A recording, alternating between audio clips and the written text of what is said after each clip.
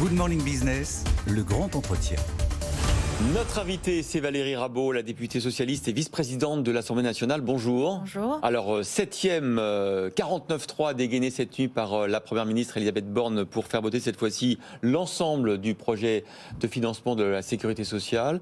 C'est une motion de censure NUPES. Est-ce que vous allez la voter, Valérie Rabault ? Alors, mon groupe, le groupe socialiste et apparenté, l'a signée, l'a co-déposée, donc nous allons évidemment la voter. Pourquoi est-ce que nous faisons ça ? C'est la dernière, là on est à la fin du processus. C'est parce que sur le budget de la sécurité sociale, qui est les administrations de sécurité sociale, c'est le premier budget de la France, c'est plus de 700 milliards d'euros. À votre avis, alors c'est pas moi qui dois poser les questions, mais quel est le pourcentage que nous avons examiné à l'Assemblée nationale ? Vous allez nous le dire. Moins de 15%. Et le budget de la branche maladie n'a pas du tout été discuté. Est-ce que c'est la faute des amendements de l'opposition ? Mais si on met toujours sur le dos de l'opposition, l'opposition a le droit de déposer des amendements. Vous avez discuté de ce projet de loi, non ? Pas tout à fait 3 mois, mais presque. Bon. Mais ce qui signifie que ne pas discuter, je ne sais pas si on se rend compte, de la branche maladie à l'Assemblée nationale, alors que vous voyez aujourd'hui vous avez des médecins libéraux qui sont en grève, les généralistes, eh bien moi je trouve que c'est un déni de démocratie. Donc ce que va permettre cette motion, c'est de dire tout ce que nous aurions voulu pour ce budget de la sécurité sociale et de parler de ce dont on n'a pas pu parler pendant 2 mois. Mais est-ce que c'était pas totalement impossible ? Parce que l'argument du gouvernement, c'est de dire à l'Assemblée nationale, on ne discute pas, on s'invective. Mais ça dépend comment on fixe les règles du jeu. Voyez les dépenses publiques totales. Quand on somme les administrations de sécurité sociale, l'État, on est à peu près à 1500 milliards d'euros. Alors le gouvernement dit, j'ai laissé quelques amendements. Ce qui est vrai.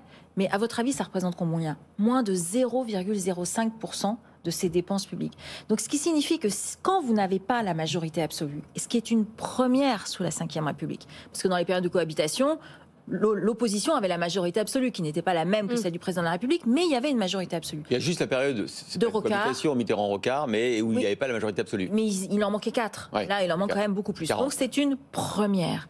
Et quand on est face à cette configuration-là, eh bien, il faut changer de mode de fonctionnement. Il faut dire, mais sur le budget, quelle est la part que je peux aussi réserver à l'opposition ? Enfin, il y a des façons de faire. Et tout ça n'a absolument pas été mis sur la table. Et donc, du coup, on est face à une situation de blocage qui fait que pour la première fois, sous l'histoire de la Ve République, le budget de l'assurance maladie, enfin de tout ce qui concerne la santé, n'a pas du tout été discuté à l'Assemblée nationale. Alors on prend un exemple très concret, vous l'avez vous-même cité aujourd'hui, mouvement des médecins libéraux, ils réclament de passer leur consultation de 25 à 50 euros. Est-ce que vous y seriez favorable ? Alors, je pense que leur chiffre est quand même... x2, toujours, oui, voilà, ça fait x2. Bon. Mais vous voyez, ça fait partie des discussions qui n'ont pas du tout eu lieu, de se dire quels sont les frais, qu'est-ce que la sécurité sociale aussi peut faire, parce qu'on n'a quand même pas des finances extensibles. Ça fait partie des éléments de débat qui sont importants. Donc vous voyez, quand vous trouvez que la revendication est légitime, la hausse du prix de la consultation ? Mais moi, je suis prête à tout regarder. Bon, je pense que 50 euros, c'est sans doute très élevé, on va dire ça comme ça. Mais vous voyez, à chaque fois que les débats n'ont pas lieu à l'Assemblée nationale, vos téléspectateurs peuvent penser que parfois c'est un peu le bazar à l'Assemblée nationale, qu'il y a des invectives, etc. Quand les débats n'ont pas lieu à l'Assemblée nationale, vous pouvez être sûr que chaque fois ils ont lieu dans la rue ou via les grèves. Et ça, c'est un déni de démocratie qui est en train de se passer, et je pense qu'il y aura des répercussions qui sont assez importantes. Social, vous voulez dire ? Écoutez, oui, à chaque fois. Vous pouvez faire un petit tourner autour du pot. Quand les vrais débats n'ont pas lieu à l'Assemblée nationale, ils se retrouvent ailleurs. Il y a un débat qui a lieu en ce moment à l'Assemblée nationale, c'est la loi sur les squatteurs. Le gouvernement prévoit d'aller plus vite sur les décisions et puis d'être plus dur avec les squatteurs. Parfois, on dit que la loi est trop pro-locataire contre les propriétaires. Est-ce que vous, cette loi, vous la voterez ? Alors, cette loi, le problème, c'est qu'elle comporte 2 choses. Il y a effectivement des mesures contre les squatteurs, et je pense que tout le monde, en tout cas, il y a évidemment... Quelqu'un ne peut pas être dépossédé de son bien par des squatteurs qui s'installent chez lui. Et puis, ils ont mis aussi dedans tout ce qui est les impayés, parce que des locataires pourraient rencontrer des difficultés. Et là, ils durcissent de manière ahurissante. Donc déjà, parfois, il y a des locataires pense... de mauvaise foi, vous le savez. Mais... il y a des céréales mauvais payeurs. Non, mais... il y a partout dans la vie, dans toutes les tranches de la société, vous pouvez avoir des personnes qui grugent avec le système, on est d'accord.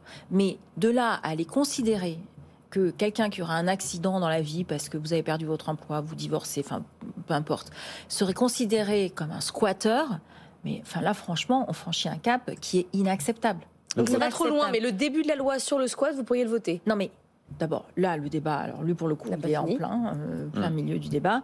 Moi, je trouve que d'ailleurs, on voit une fracture qui s'opère entre l'extrême droite, qui est avec la droite, qui fait une alliance très à fond là-dessus, et puis le reste, il faut trouver un juste milieu. Et là, je pense que le juste milieu n'est pas trouvé. Donc vous n'êtes pas contre le principe, mais l'équilibre n'y est pas. Non, mais que tout le monde soit, que des personnes se fassent déposséder de leur appartement, qu'ils retrouvent quelqu'un chez eux et qu'ils puissent pas le récupérer. Enfin, vous pensez bien que tout ceci est inacceptable. Cela dit, le vrai sujet, c'est que la loi existe déjà pour les protéger et que comme la justice est embourbée avec des délais qui sont très longs, je pense que c'est plutôt là-dessus qu'on devrait faire porter les efforts. Encore une question très concrète sur les travaux de l'Assemblée. Plutôt d'un point de vue budgétaire cette fois-ci, beaucoup d'entreprises qu'on reçoit sont en plein désarroi sur l'explosion du prix des factures de l'électricité. Nous, on avait compris que le gouvernement avait quand même amélioré le dispositif et que désormais, quand vous avez moins de 10 salariés, quand vous avez le droit quand même au tarif réglementé de l'électricité. Est-ce qu'il y a encore des trous dans la raquette? Ah non, mais il y a d'énormes trous. Vous prenez un boulanger, j'en prends dans ma circonscription de Tarn-et-Garonne, sa facture est passée de 1 500 € à 4 500 € par mois. Pourtant, il a moins de 10 salariés. Il a moins de 10 salariés, moins de 2 millions d'euros de chiffre d'affaires, mais pour que les boulangers puissent faire cuire leur pain, ils ont besoin d'avoir un four qui est une puissance supérieure à 36 kV/A. C'est la troisième condition pour pouvoir bénéficier du tarif réglementé. Donc, ils n'en bénéficient pas. Alors, le gouvernement dit, mais attendez, je vais rattraper les factures électriques. Quand vous serez au-dessus de 325, je crois que c'est 325 € le mégawattheure, on vous en compensera. Sauf que, par exemple, typiquement dans ce cas-là, lui, il va passer de 1 500 € à 4 500 €. Sur les 4 500 €, il va avoir une aide de 900 €. Ce qui fait qu'il lui reste encore une facture à 3 600 €. Bon. Ça, dans des petites communes de 1000 habitants, mais le boulanger peut être contraint à fermer parce que les coûts sont énormes. Donc, ça devrait être la préoccupation majeure du gouvernement, plutôt que d'aller s'embarquer sur les retraites, sur je ne sais quoi, de faire le sitting à Bruxelles, de ne pas bouger tant qu'on n'a pas déconnecté le tarif. Faire de mieux à Bruxelles. Mais de mieux, faire comme ce qu'ont fait les Espagnols et les Portugais, déconnecter le tarif du prix de l'électricité. Et comment vous auriez fait plier les Allemands qui ne sont pas d'accord? Comment, franchement, on aurait pu les faire plier? Les Allemands ne sont pas d'accord. Vous savez pourquoi ils ne sont pas d'accord? Parce qu'ils disent aux Français, vous avez un mix énergétique qui ne nous convient pas, vous gardez le nucléaire, sauf que vous avez la moitié de vos centrales qui ne fonctionnent pas. Alors, ce qu'ils nous disent, avant d'aller donner des leçons à tout le monde, vous feriez mieux de faire marcher vos centrales puisque vous avez choisi ce mix énergétique-là. Ce qui se passe aujourd'hui, c'est que comme nos centrales ne fonctionnent pas, on est obligé d'acheter de l'électricité à l'Allemagne, qui, elle, est obligée, ce qu'elle ne veut pas faire, mais qu'elle va faire, de faire fonctionner encore 3 réacteurs jusqu'au 15 avril 2023, ce qui, politiquement, lui pose quelques soucis. Donc, quand on veut donner des leçons aux autres, ce qu'on a parfois tendance à faire, il vaut mieux être quand même... On ne peut rien faire. Tant qu'on n'a pas démarré nos réacteurs, on est fichu, on n'a pas de poids dans la négo. Donc, ce que devrait faire le gouvernement, c'est d'avoir sur la question d'EDF, puisque c'est la question centrale, à partir du moment où il fait le choix de poursuivre le mix énergétique avec le nucléaire, d'avoir des investissements qui correspondent et pas de traiter EDF comme il a été traité jusque-là. Et je rappelle quand même que le gouvernement est en poste depuis 5 ans. Non. On ne peut pas dire ça. Sur EDF, qui est-ce qui a arrêté l'investissement dans le nucléaire, qui a arrêté Fessenheim? C'est François Hollande et c'est la majorité socialiste. Vous pouvez pas reprocher aujourd'hui au gouvernement d'inverser la tendance et nous dire qu'on n'est pas au point. Mais attendez, il y a 25 réacteurs qui ne fonctionnent pas. C'est pas la faute de François Hollande. Ça, c'est inacceptable. Mais l'arrêt des investissements dans le nucléaire, le fait que la filière a complètement arrêté de recruter les ingénieurs et de les mettre à niveau, c'est pas la faute du gouvernement actuel. C'est plutôt la faute du gouvernement d'avant. Non. Le gouvernement actuel, il est en poste depuis combien de temps? Depuis 5 ans. Oui, enfin, donc en 5 ans, on a le temps de rien faire. Emmanuel Macron a sans doute eu tort de suivre la décision de François Hollande de fermer Fessenheim. Vous êtes d'accord? Je ne vous parle pas de Fessenheim. Fessenheim, c'est une centrale. Là, je vous parle la première qui devait être fermée. Il y en avait beaucoup d'autres qui devaient être fermées. Je parle de 25 autres. Quand on veut faire fonctionner le nucléaire, on investit. Vous savez, est-ce que vous êtes trompé? Non, mais vous pouvez le dire. Est-ce que le gouvernement socialiste s'est trompé sur le nucléaire? Alors écoutez, moi je vais vous dire, je suis très à l'aise là-dessus. En 2011, j'ai copublié un livre où j'avais dit qu'il fallait faire tant d'investissements sur le nucléaire, en plus des énergies renouvelables par an. Donc je suis très tranquille là-dessus sur ce que j'avais écrit et sur les montants qui étaient à mettre. La question qui se pose, c'est que pendant 5 ans, notamment les 5 dernières années, sur cette question-là, l'investissement a reculé. Donc aujourd'hui, on se retrouve le dos au mur avec la moitié des centrales qui ne fonctionnent pas. Mais ça n'empêche pas de dire, c'est pas parce qu'on a un mix énergétique qui est très différent de nos partenaires européens, d'avoir une discussion sur le prix, parce que aujourd'hui, on paye avec de l'argent public, on compense un prix délirant de l'électricité avec de l'argent public, alors qu'on pourrait corriger ce prix de l'électricité pour avoir à éviter à verser au pot de manière quasiment, pas infinie, mais presque. Un mot pour finir sur une question que vous avez dit presque subsidiaire tout à l'heure. Vous avez dit qu'il n'y a que l'énergie, mais il y a aussi les retraites et le gouvernement traite aussi ce sujet. Il pourrait y avoir un texte qui passe d'ici 10 jours. On parle d'un retour vers l'idée des 65 ans. Qu'est-ce que vous dites? Laissez tomber ce dossier retraite? Je dis la priorité, c'est l'énergie. Vous voyez bien que depuis ce matin, on entend sur toutes les chaînes de radio et de télévision qu'il pourrait y avoir des coupures en janvier, des questions de délestage. Donc c'est la priorité. Et le ministre de l'Énergie devrait passer son temps à Bruxelles à négocier et ne rien faire d'autre.